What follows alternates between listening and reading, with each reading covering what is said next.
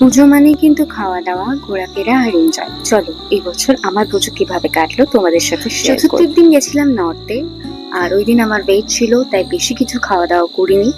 আর direct তারপরে আবার সপ্তমীতে বেরিয়েছিলাম। সপ্তমীতে বেরিয়ে খালি মোমোই খেয়েছিলাম।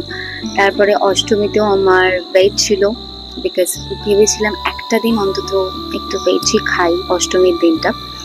আর এই যে আমার সন্ধ্যাবেলায় প্রোগ্রামও ছিল অষ্টমীর দিন, আর এটা হচ্ছে নবমীর দিনে একটা প্রোগ্রাম ছিল।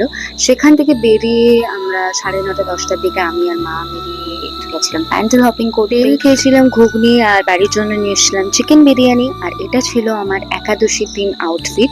একাদশীতে একটু মুভি ডেটে গেছিলাম নিজের সাথেই।